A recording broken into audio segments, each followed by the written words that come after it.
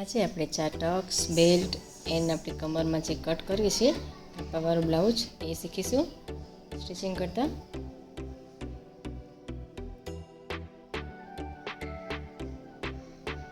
સૌ પહેલાં આપણે સ્લીવનું માપ લેવાનું છે. તેનું માપ લઈ અને જે નીચેની પટ્ટી આવે તે વાળી દેવાની છે.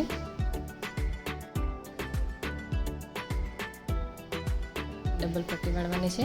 જો તમારે હાથ સિલાઈ કરવાની હોય તો મોટી પટ્ટી રાખવાની છે અને ડબલ સિલાઈ લેવાની હોય તો નાની પટ્ટી વાળવાની છે.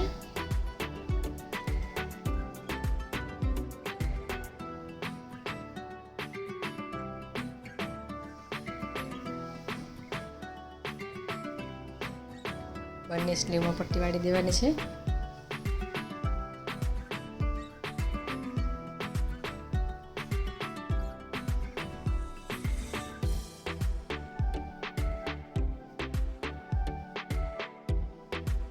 ઉપરની સાઈડ ડબલ સિલાઈ મારી દઈશું બેમાં.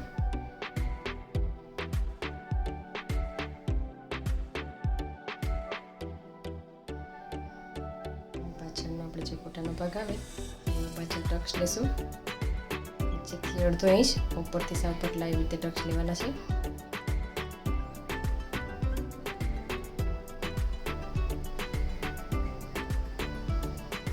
બંને સાઈડ એક સરખા લેવાના છે. કમરના નીચેના ભાગ જે આવે છે ત્યાં અડધો ઇંચ ઉપરની સાઈડમાં સાવ પટલા. હવે જે આપણે આગળ 4 ટક્સ બનાવ્યા છે તે 4 ટક્સ લેશું. આવડી સાઈડ લેવાના છે. 4 ટક્સ મળવા ન જોઈએ, 4 અલગ અલગ રહેવા જોઈએ. થોડા છેટા છેટા રાખવાના છે.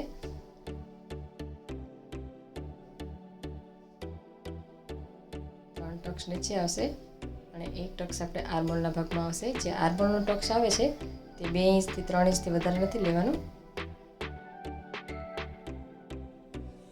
બધા જ ટક્સ આગળથી જે આપણે સિલાઈ લેવી ત્યાંથી અડધો ઇંચ અને ઉપરથી સાવ પટલા એવી રીતે લેવાના છે. તો એવી જ રીતે આપણે બીજા ભાગમાં લઈ લઈશું.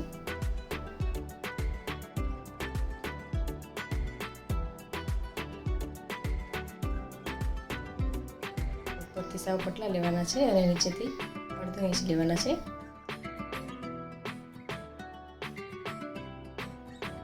આર્મહોલથી જે નાનો ભાગ આવે છે એ સાઈડ થોડા જ લેવાના છે.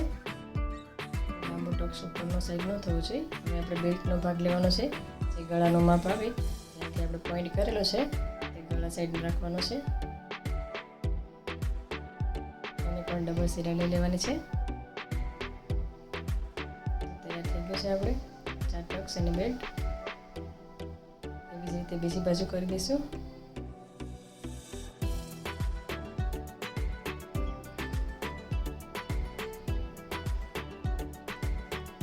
પછી આપણે આઈની પટ્ટી આવે તે બનાવીશું. તેના માટે આપણે પટ્ટી નીચે રાખવાની છે અને બ્લાઉઝનું કાપડ ઉપર રાખવાનું છે.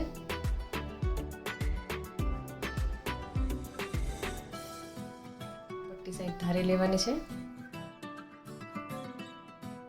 ઉપરની સાઈડમાં 1 ઇંચ છે તેવી રીતે આપણે પટ્ટી બીજી અંદર વાળી દઈશું.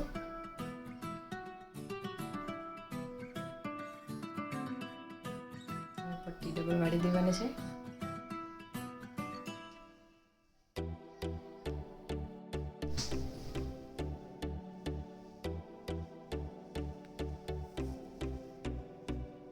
બીજી બાજુ આપણે પટ્ટી નાની લેવાની છે.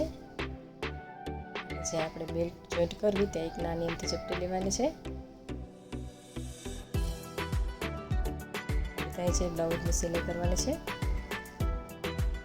આ પટ્ટી આખી અંદર વાળી દઈશું.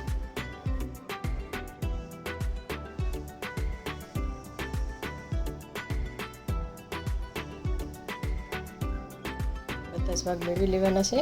બેલ્ટ, ટક્સ અને ગળાનું નીચે કમરનું.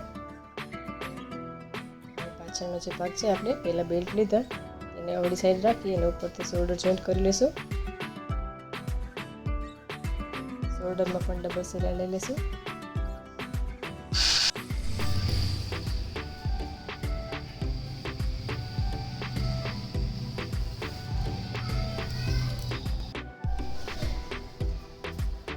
હવે આપણે ગળાનું માપ લેવાનું છે.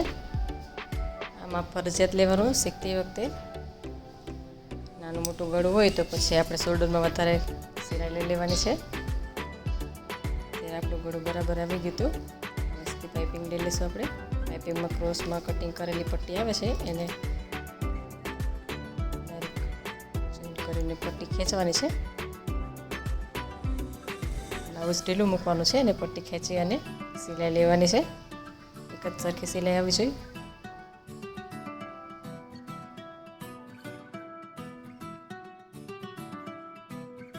પટ્ટી મૂકી દેવાનું છે.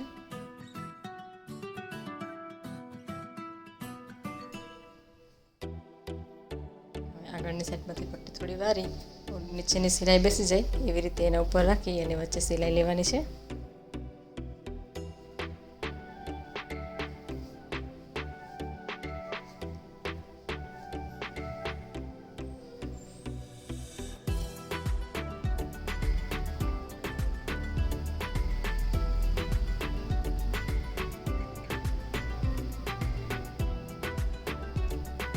પૂરી થાય અહીંયા પટ્ટી વાળી દેવાની છે. જોઈ શકો છો આપણે અડધી પટ્ટી થઈ ગઈ છે. ત્રીજી વખત સિલાઈ આપણે અંદર વાળી અને બરાબર ખાંચામાં સવડા ભાગથી સિલાઈ લેવાની છે.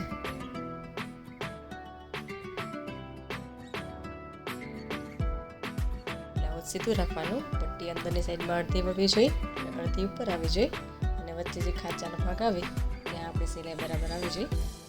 પાઇપિંગ આપણી કમ્પ્લીટ આવશે.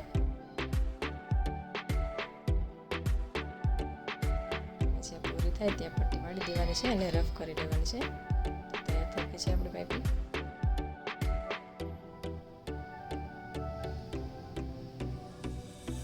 સ્લીવ મૂકતી વખતે બ્લાઉઝ સીધું રાખવાનું છે. સ્લીવ અવળી રાખવાની છે અને જે પટલું લાંબો ભાગ આવે તે આગળના ભાગમાં અને ગોળ રાઉન્ડ ભાગ આવે પાછળના ભાગમાં લેવાનો છે. જેનો બ્લાઉઝ સાઈઝ ખેંચવાનો છે અને ઉપરની સ્લીવ ઢીલી રાખવાની છે. સિલાઈ લઈ લેવાની છે.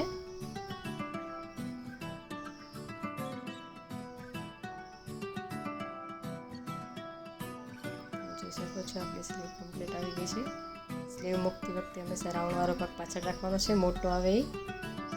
અને આપણે જે બ્લાઉઝ આવે છે એને ખેંચવાનું છે અને સ્લીવને ઢીલી રાખવાની છે.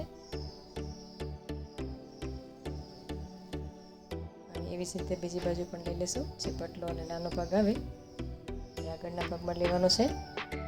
સ્લીવનો ભાગ ખુલ્લો રાખવાનો છે અને બ્લાઉઝનો ભાગ થોડો ટાઈટ પકડી અને ખેંચી લેવાનો છે. આપણી સ્લીવ સરસ ફિટિંગ બેસી જશે.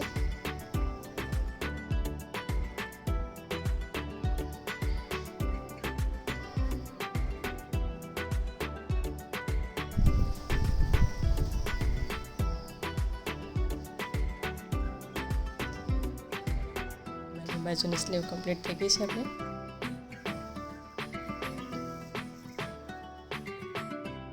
આપણે કવર સિલાઈ લેવાની છે. સવડા ભાગમાં સ્લીવનો અને આર્મોલનો ભાગ બે સરખો મળી જાય એવી રીતે રાખી અને સવડા ભાગમાં સિલાઈ લેવાની છે સાવ બોર્ડર ઉપર.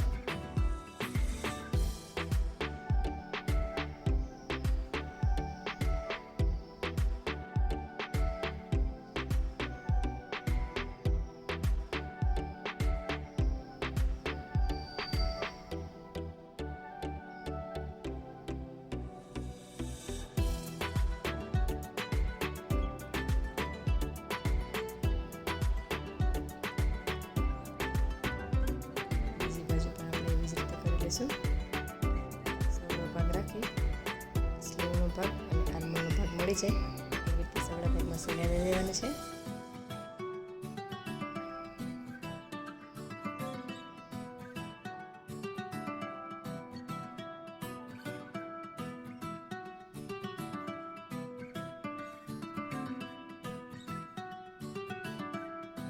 પટ્ટી કરવા માટે લાંબી પટ્ટી લેવાની છે. બ્લાઉઝ સીધું રાખવાનું છે અને પટ્ટી અવળી રાખવાની છે અને કમરના ભાગમાં જ્યાં પ્લેટ લેવી ત્યાં આપણે એક ચપટી લઈ લેવાની છે.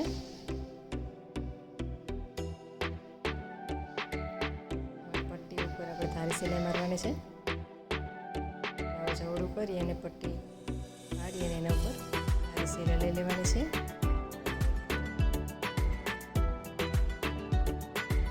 આખી પટ્ટી ઉપર વાળી દેવાની છે. ભાગમાં બોર્ડર ઉપર સિલાઈ લઈ લેવાની છે.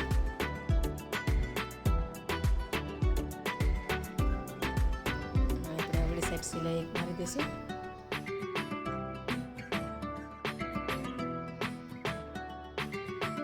બ્લાઉઝનું ફિટિંગ કરવા માટે સૌ પહેલાં આપણે સ્લીવનો ભાગ લેવાનો છે, જે માપનું છે એનું, અને આપણે જે સિલાઈ કરવી છે એને પોઈન્ટ કરી દઈશું. અને વચ્ચેથી આર્મલનું માપ લેવાનું છે, એનો પણ એક પોઈન્ટ કરી દઈશું. અને કમરનો પટ્ટીયારે મેળવી એનો પોઈન્ટ કરી દઈશું. ત્રણેય પોઈન્ટ મેળવી અને સિલાઈ લઈ લઈશું. આપણે એક પ્લેટ થઈ જશે ફિટિંગનું. એવી જ રીતે બીજી બાજુ લઈ લેવાનું છે ફિટિંગ. સ્લીવ, આર્મહોલ અને કમર 3 માપ લેવાનું છે.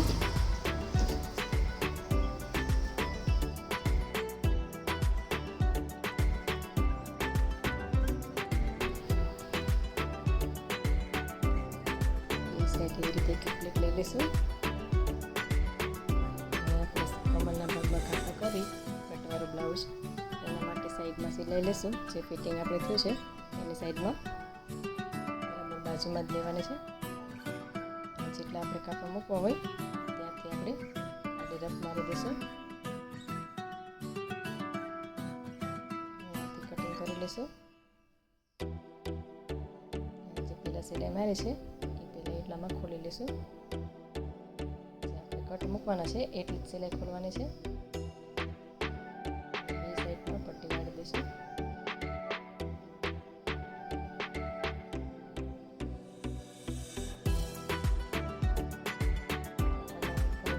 કરવાની છે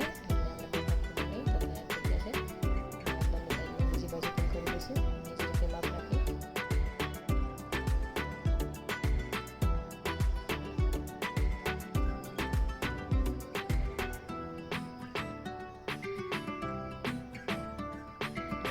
સિલાઈ ખોલી અને બે સાઈડ પટ્ટી વાળી દેવાની છે.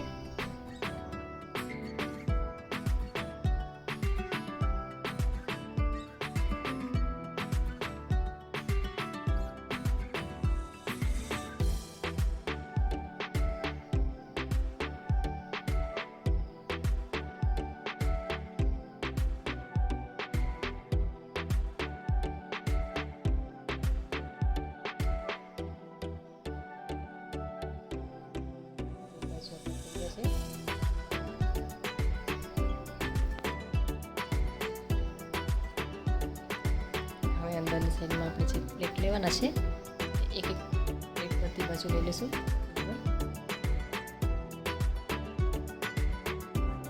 આપણે અમુક કરીશું મશીનથી. બેલ્ટ વચ્ચે એક રાખવાનો છે અને કમરની સાઈડમાં અને ગળાના ભાગમાં એક રાખવાનો છે. પછી વચ્ચેની સાઈડમાં 2 લઈ લેવાના છે અને કમરથી બેલ્ટના ભાગમાંથી નીચેની સાઈડમાં 1 લઈ લેવાનું છે.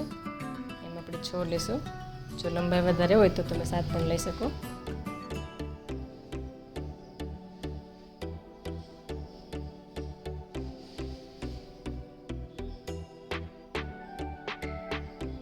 તૈયાર થઈ ગઈ છે આ પણ આપણે તૈયાર છે. ટક્સવાળું, બેલ્ટવાળું અને કપડવાળું